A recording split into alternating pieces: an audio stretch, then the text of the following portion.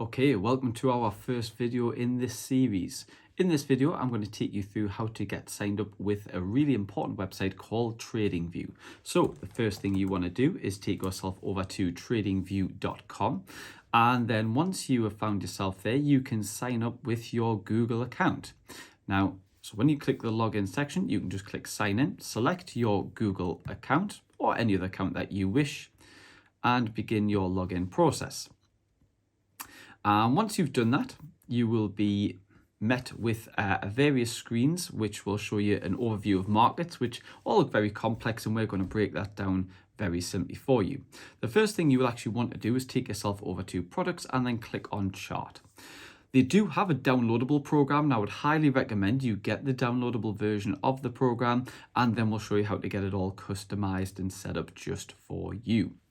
So first thing we're going to do is let's just get a brand new chart open so we don't have anything on there. So I'll just open a brand new chart for the pound against the yen, and one where I've not edited that at any point. Now it's currently the weekend, so all of the markets are closed at present. And what we're going to do is just have a little look at how you can do some of the basic things in TradingView. Now, one thing you'll notice here, the most obvious thing, is the chart itself. Now, I'll just expand that out so you can see a few things. What you have in front of you are these candles. This is called a candlestick chart, and we'll break down exactly what those mean a little bit later. And this is how you're going to analyze the move of the different currency pairs. You'll notice that mine are currently green, or a turquoise color, for when the move of the chart has went up. A bullish move, we call that. And you'll notice that mine are also red when we see the chart move back down, which is a bearish move. And you can customize it to be any color that you wish. So if you right click on the chart, you can then go down to settings, and you can pick the body color to be whatever color you wish for both the bearish color and the bullish color. And you can select borders to be the same. I don't have borders, so it just looks like they're exactly the same color. And the wick itself. Now, if you're unsure what the wick is, that is this area coming down where it shows that the candle has moved down and moved back up again. It shows the entirety of the move and the range of that candle during that time frame. There are a few other settings that you may or may not wish to experiment with. So you can change the overall background color. Say mine was set to black. You can change it to white or off white or grey or whatever you wish. And there's a couple other things you might want to experiment with. I've got the little watermark on there, which shows me just in the background what currency I am currently trading, or which one I'm currently looking at. And I just have that on for reference for screenshots when I put them into my group, so the various different people understand what currency we're looking at, and it leaves little margin for error. You can take that off if you wish. I quite like it on, quite faint in the background. And with regard to the major settings themselves, the main other things you may or may not wish to have is this little favorites bar being displayed. Now, my favorites bar, you can see that I have a rectangular tool. And for that rectangular tool, it's so that I can very simply draw out my support and resistance zones. So for example, if I was analyzing this chart here, I would say, okay, it looks like we've got some support at the bottom there and we've got some resistance at the top, and I would try and draw out my charts. And again, don't worry about that. We'll go more into detail a little bit later on that. Other things that I also have on there are the long position, which basically means that if I think the move is going to go up at this point, I would say, okay, right, it's going to break above, and I'm going to take a long position there. And I would set my stop loss and my take profit.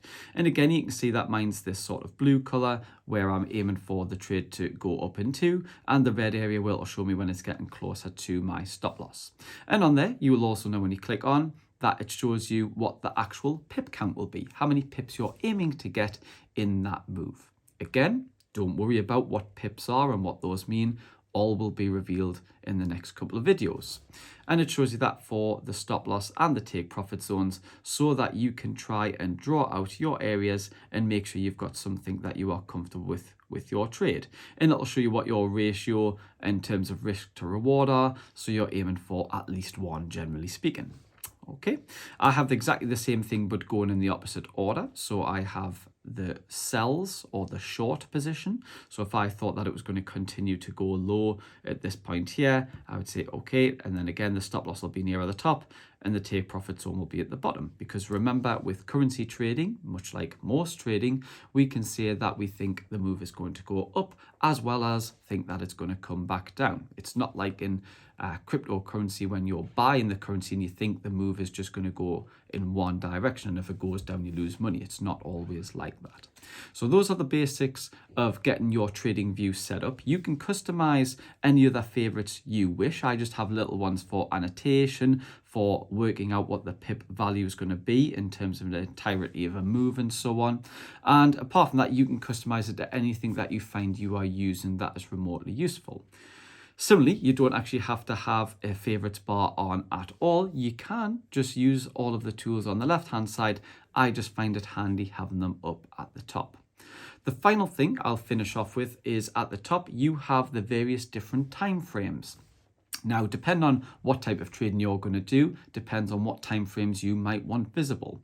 For me, as a scalp trader, which means I like to get in and out of a trade quite quickly, I like to work for the 30 minutes and the 15 minutes. I don't actually use the 1 and 2. I sometimes use the 5 minute, and I use the 1 hour and the 4 hour, the daily and the weekly, to try and get a feel of which direction the market is moving in overall. So if I went onto the weekly view and I can click the auto button down in the bottom just to resize the chart for me, I can see that each of these candles represents 1 week in time, and it gives me a feel of which way the market is moving. So if I zoom right out, I can see that over the last number of weeks, going back to 2020, the pound has been getting gradually stronger against the yen and so on. And we'll work all through to various different time frames in our coming videos. That's all on TradingView. Feel free to go and get yourself set up with a free account now, and you will get most of those features. There are 1 or 2 other things that we'll mention in another video in terms of alerts and hints and tips and so on, and I'll go through a few other things then with you. Good luck getting set up, and if you've got any questions, feel free to post them below and I'll get back to you as soon as I can. You okay, darling?